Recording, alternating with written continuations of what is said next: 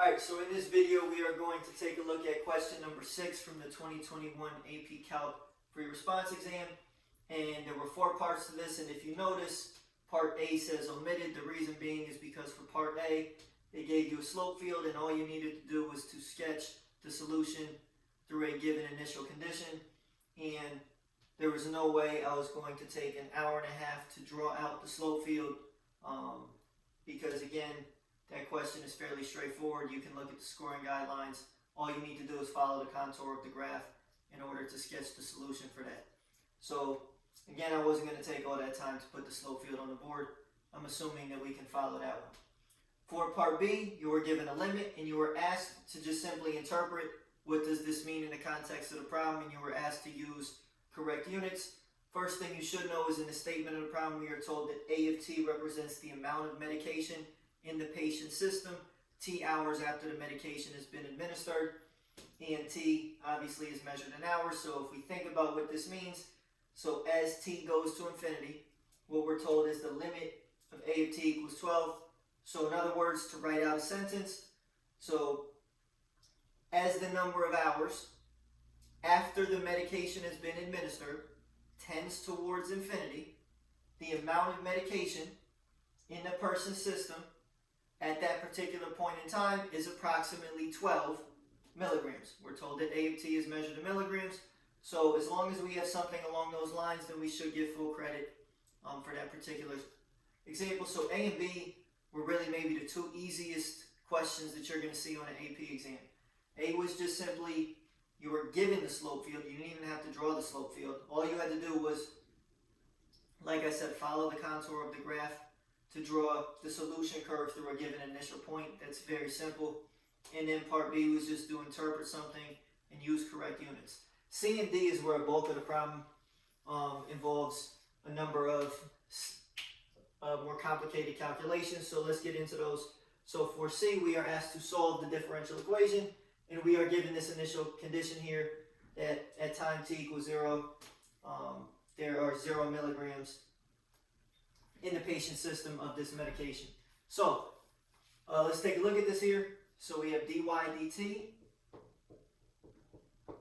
equals 12 minus y over 3. So obviously the only technique that we cover in terms of how to solve differential equations is separation of variables. So that means we should be able to separate the variables. We would start by multiplying 3 on both sides. So we should get 3 dy dt equals 12 minus y. You can then multiply the dt to the other side of the equation.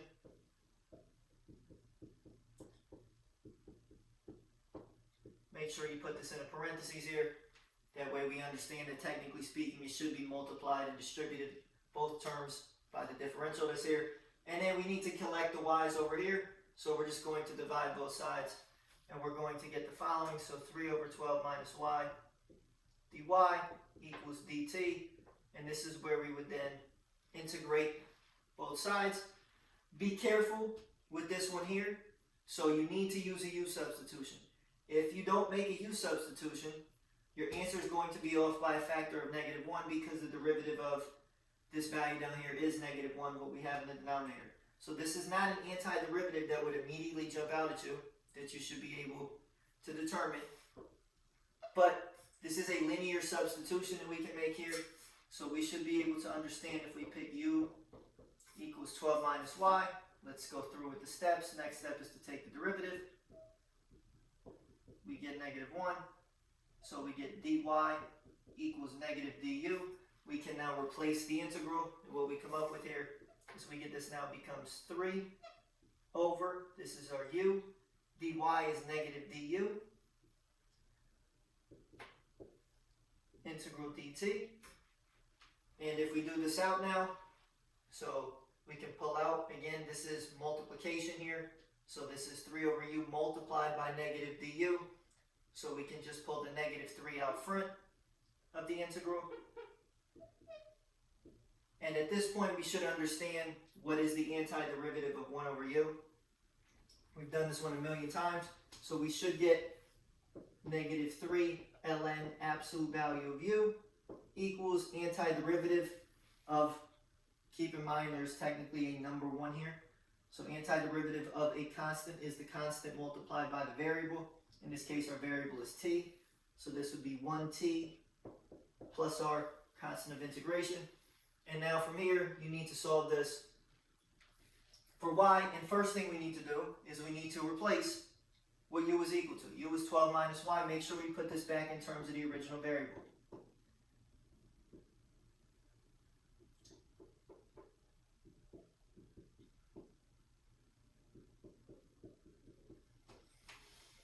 Alright, so from here, to isolate the y, now the first thing you're going to do is you're going to divide both sides by negative 3.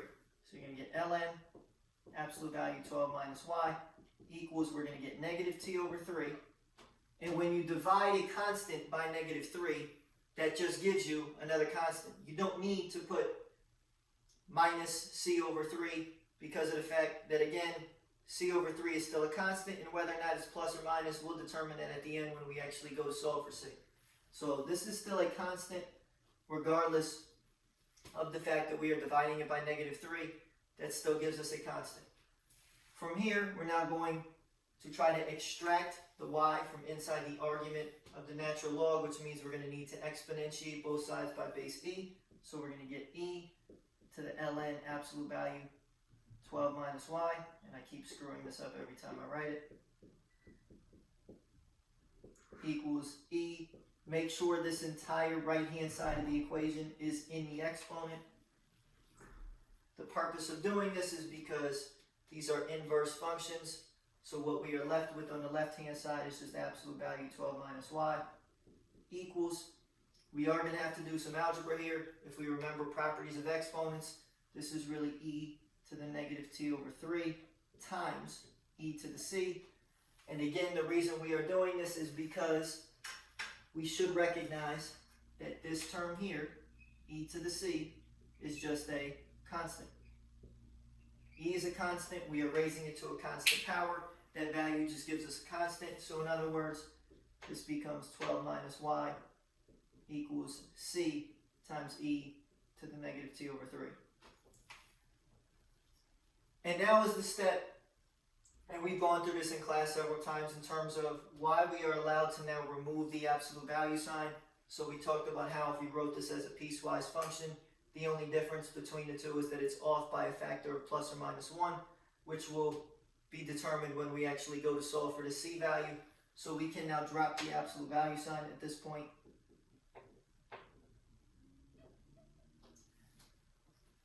And now to solve for y, this should be relatively straightforward. So I'm just going to bring the y over here and the c over here, and we're going to get y equals, so 12. And when I bring the c to this side of the equation, you don't need to write it as 12 minus c times e to the negative t over 3 because, again, there's no point in putting minus c. C is just a constant. We are going to solve for c eventually. So I'm just going to put plus ce to the negative t over 3. So this is what we get prior to using the initial condition. So again, all we did is we added the y over, we subtracted this over here, and keep in mind when we subtracted this over, we didn't really need to write it as minus ce to the negative t over 3 because again, that minus c is really just a constant. So last part, we're now plugging in 0 for t and 0 for y, and we are going to solve this for c. So we get 0 equals 12 plus c e to the negative 0 over 3. 0 over 3 is just 0. E to the 0 is 1. So we get 0 equals 12 plus c. So we get c equals negative 12. Therefore, the solution to our differential equation is 12 minus 12e to the negative t over 3. That's what we come up with, again, just by replacing c in the solution that we had for y. Alright, so you're always going to get some kind of differential equation that you're going to be asked to solve on the AP exam. So that was part C. Alright, last part is part D, and in this case they ask us, is the rate of change of the amount of medication increasing or decreasing at time t equals 1? And we're now told that we have a different differential equation. So if we think about what's being asked here, so I'm going to erase some of this stuff so that way I have some room to write.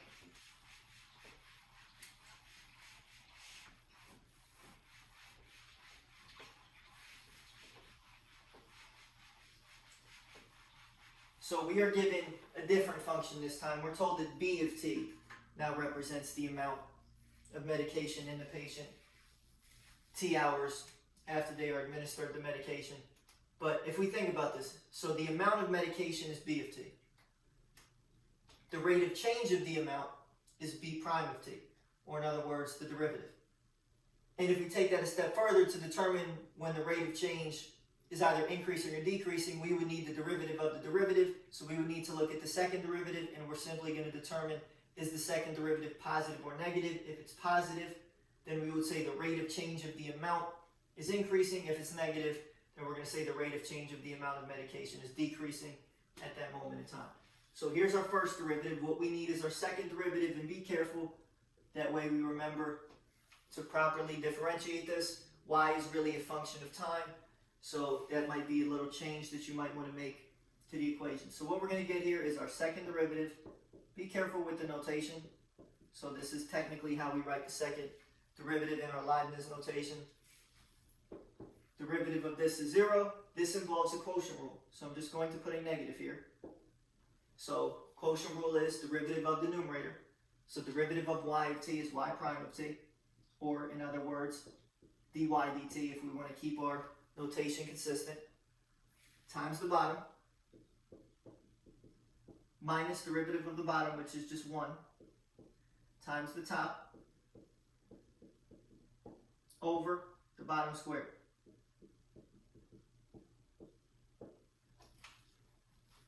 Alright, so this is initially what we get, and we are going to be asked to evaluate this at a particular moment in time. So let's simplify a few things first. So I'm going to keep the negative here. So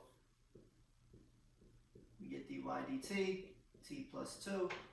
This is just minus y of t. And now, this is where we need to understand something important. So we would like our second derivative to only be dependent on t and y. If we notice, it's also dependent on the first derivative. So what we need to do here is we already have an expression for dy dt. So we are going to replace dy dt with what we know the derivative is equal to, and now that will give us the second derivative that's just in terms of y and t, and then from there we should be able to come up with an answer using the given initial condition that they tell us. So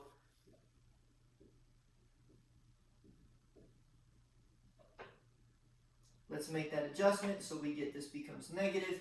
Dy dt is really 3 minus y of t over t plus 2. This is our dy dt. This is now getting multiplied by t plus 2.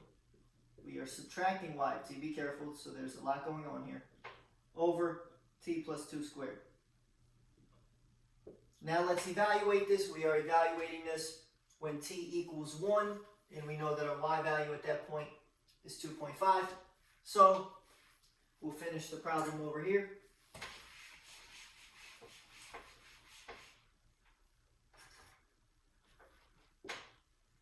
So we get, again, the correct way of saying that we are evaluating this. We would say at the point 1, 2.5 is equal to, don't forget there's a negative outside, so we get 3 minus 2.5 over, we're plugging in 1 here, so 1 plus 2 is 3. That's getting multiplied by 1 plus 2, which is 3. We are subtracting 2.5, again, y of 1. We're plugging in 1 for t, and we're plugging in 2.5 for y, over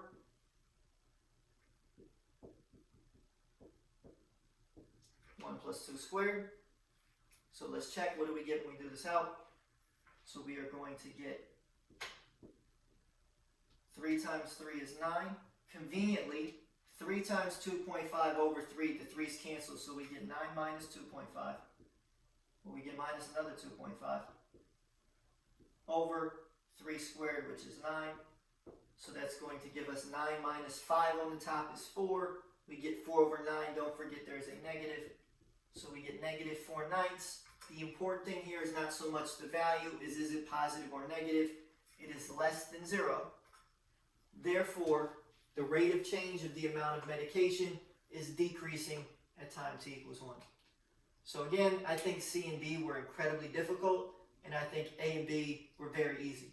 So we saw the different extremes in terms of the difficulty level for this particular question, but hopefully this makes some sense. And again, feel free to email me if you have any questions.